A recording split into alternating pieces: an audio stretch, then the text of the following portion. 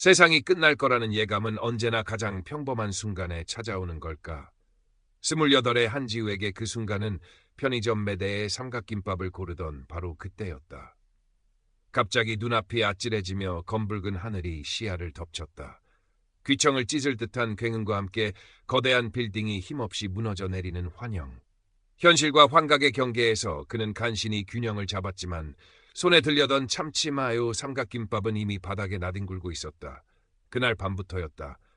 지우의 세상은 이전과 완전히 달라졌다. 밤마다 악몽인지 현실인지 모를 끔찍한 환시가 그를 덮쳤다. 처음엔 단순한 스트레스성 환각이라 여겼다. 취업 준비의 압박감, 불투명한 미래에 대한 불안감이 만들어낸 헛것이라고. 하지만 며칠 뒤 뉴스에서 그가 환시에서 보았던 소규모 교통사고 현장이 정확히 같은 모습으로 보도되는 것을 보고 그는 얼어붙었다. 단순한 착각이 아니었다. 내가 미친 걸까? 지우는 깊은 생각에 잠긴 듯한 눈빛으로 허공을 응시하는 버릇이 생겼다. 평소 내성적이고 관찰력이 뛰어났지만 자신의 생각을 쉽게 드러내지 못하는 성격 탓에 이 기이한 현상을 누구에게도 말하지 못했다. 정의감은 있었지만 거대한 문제 앞에서 늘 무력감을 느끼던 그였다. 하지만 이번엔 달랐다. 환시는 점점 더 선명해졌고 그 내용 또한 개인적인 차원을 넘어 사회 전체의 위기를 암시하고 있었다. 견디다 못한 지우는 유일하게 속마음을 터놓을 수 있는 친구이자 심리상담사인 박서준을 찾아갔다. 서준은 지우보다 2살 많았고 이성적이면서도 따뜻한 마음씨를 가진 친구였다. 서준아, 나 아무래도 이상해진 것 같아. 지우는 떨리는 목소리로 환시에 대해 털어놓았다. 서준은 안경을 고쳐 쓰며 지우의 말을 진지하게 경청했지만 그의 눈빛에는 우려와 회의감이 교차했다. 지우야, 최근에 스트레스 많이 받았잖아. 어쩌면 그게 일종의 해리 현상일 수도 있어. 너무 걱정하지 말고 일단. 서준은 직업적인 관점에서 조심스럽게 말을 이어갔지만 지우는 고개를 저었다. 아니야, 그런 게 아니야. 너무 생생해. 마치 실제로 겪는 것 같다고. 그때 지우의 눈앞에 또다시 강렬한 환시가 펼쳐졌다. 이번에는 거대한 정치 스캔들이었다. 권력의 중심부에서 벌어지는 추악한 비리가 낱낱이 드러나고 그로 인해 대한민국 전체가 극심한 분열과 혼란에 휩싸이는 모습. 뒤이어 국회의사당 앞 광장을 가득 메운 성난 군중들의 함성과 함께 서울 한복판에서 땅이 갈라지고 건물이 기우는 끔찍한 자연재해의 환영까지 지우는 비명을 지르며 테이블 위로 쓰러질 뻔했다. 지우야, 괜찮아? 서준이 놀라 그를 부축했다. 식은땀을 흘리며 가쁜 숨을 몰아쉬는 지우의 모습은 분명 평소와 달랐다. 그의 눈에는 단순한 불안 이상의 형언할 수 없는 공포와 절박함이 서려 있었다. 방금 또 봤어. 아주 끔찍한 미래를. 지우는 자신이 본 것을 서준에게 힘겹게 설명했다. 그의 목소리에는 예전의 무력감 대신 이 끔찍한 미래를 막아야 한다는 절박한 책임감이 묻어나왔다. 서준은 여전히 혼란스러웠지만 친구의 고통스러운 표정 앞에서 더 이상 심리학적 분석만을 내세울 수는 없었다. 어쩌면 정말로 지우에게 무언가 특별한 일이 일어나고 있는 것일지도 몰랐다.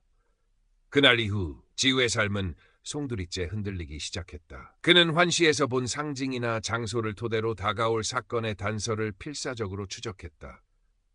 밤에는 잠 못 이루고 낮에는 초점 없는 눈으로 거리를 헤맸다. 그의 방 한쪽 벽에는 복잡하게 얽힌 관계도와 사건 흐름도 환시의 조각들이 빼곡히 붙어갔다. 마치 거대한 퍼즐을 맞추듯 그는 예언된 미래의 그림을 완성해 나가려 했었다. 서준은 반신반의하면서도 지우를 돕기 시작했다. 처음에는 친구에 대한 걱정 때문이었지만 지우가 환시에서 보았다고 했던 작은 사건들이 현실에서 하나둘씩 맞아떨어지는 것을 보며 점차 그의 말을 무시할 수 없게 되었다. 예를 들어 지우는 며칠 뒤 특정 지하철역 환풍구에서 가스가 누출될 것이라는 환시를 보았고 서준과 함께 익명으로 신고하여 큰 사고를 막기도 했다. 그 일은 지우에게 작은 확신을 주었지만 동시에 그의 경고를 무시했던 사람들로 인해 작은 사고가 발생하는 것을 보며 깊은 무력감에 빠지기도 했다. 왜 아무도 믿어주지 않는 걸까? 내가 뭘 더 어떻게 해야 하지? 지우는 자신의 능력이 축복인지 저주인지 알 수 없었다. 사람들을 구할 수 있다는 희망과 결국 아무것도 바꾸지 못할 것이라는 절망 사이에서 그의 내면은 갈갈이 찢겨나갔다. 그러던 중 지우는 예고된 정치 스캔들의 핵심 단서가 될 만한 내용을 환시를 통해 접하게 되었다. 그것은 특정 정치인과 기업 간의 검은 거래 내용이 담긴 비밀 장부의 존재였다. 그는 고심 끝에 이 사실을 익명으로 한 탐사보도 전문 인터넷 매체에 제보했다. 파장이 클 것이라 예상했지만 현실은 냉담했다. 증거 불충분, 근거 없는 음모론. 그의 제보는 몇몇 온라인 커뮤니티에서 잠시 가십거리로 소비되다가 금세 잊혔다. 오히려 역풍이 불었다. 그림자들이 움직이기 시작한 것이다.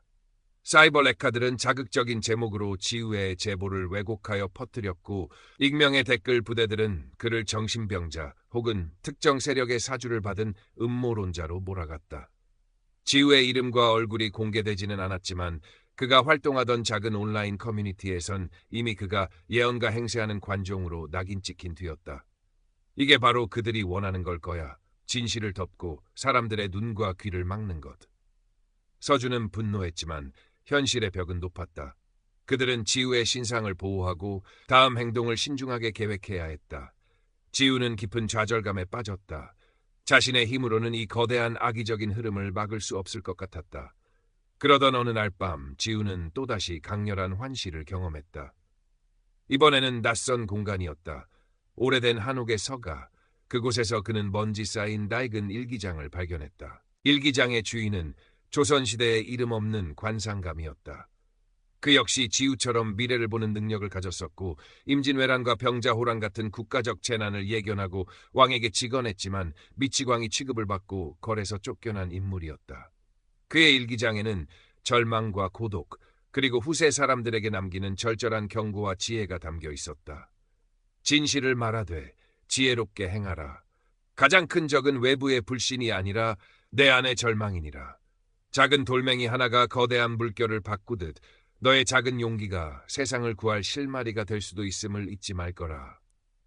지우는 환시에서 깨어난 후에도 한동안 그 문장들을 곱씹었다. 마치 수백 년의 시간을 뛰어넘어 과거의 예언자가 자신에게 직접 말을 건네는 듯한 느낌이었다. 그는 더 이상 혼자가 아니었다.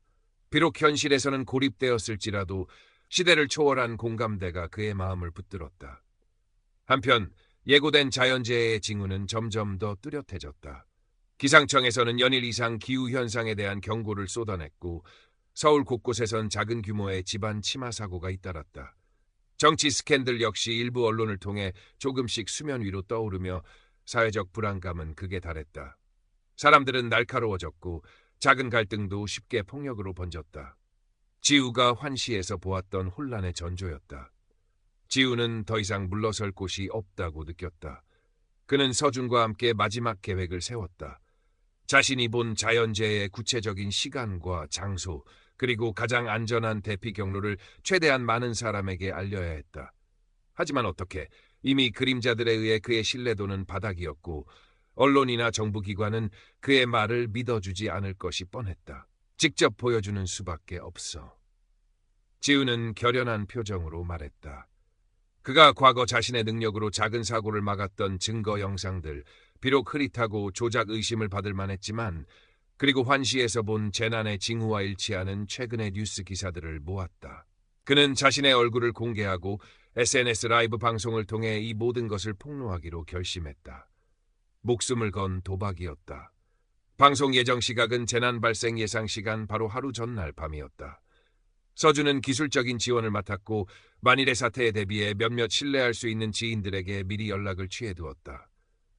지우의 방, 카메라 앞에 앉은 그의 얼굴은 초췌했지만 눈빛만은 형형하게 빛나고 있었다.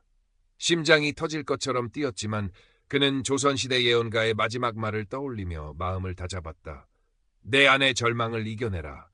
라이브 방송이 시작되자마자 기다렸다는 듯 그림자들의 공격이 시작되었다. 댓글창은 온갖 욕설과 비난, 조롱으로 뒤덮였고 방송은 해킹 시도로 몇 번이나 중단될 위기에 처했다. 하지만 지우는 멈추지 않았다.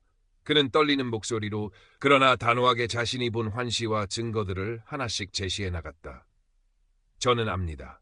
대부분의 사람들은 제 말을 믿지 않겠죠. 저를 미치광이라고 혹은 누군가의 사주를 받은 사람이라고 생각할 겁니다. 하지만 단 한 사람이라도 제 말을 믿고 대비한다면 그걸로 충분합니다. 그의 진심이 통했던 걸까? 아니면 그가 제시한 증거들이 너무나 구체적이었던 걸까? 방송이 중반을 넘어설 무렵 기적 같은 일이 벌어지기 시작했다. 과거 지우의 도움으로 작은 사고를 피했던 사람들이 댓글창에 나타나 그의 주장에 힘을 실어주기 시작한 것이다. 그들은 자신들의 경험을 공유하며 지우가 거짓말을 하는 것이 아니라고 증언했다. 일부 양심적인 네티즌들은 지우의 방송 내용을 다른 커뮤니티로 퍼나르기 시작했고 몇몇 소규모 인터넷 언론사에서 관심을 보이기 시작했다. 상황이 반전될 조짐을 보이자 그림자들의 공격은 더욱 거세졌다. 하지만 이미 작은 불씨는 지펴진 뒤였다.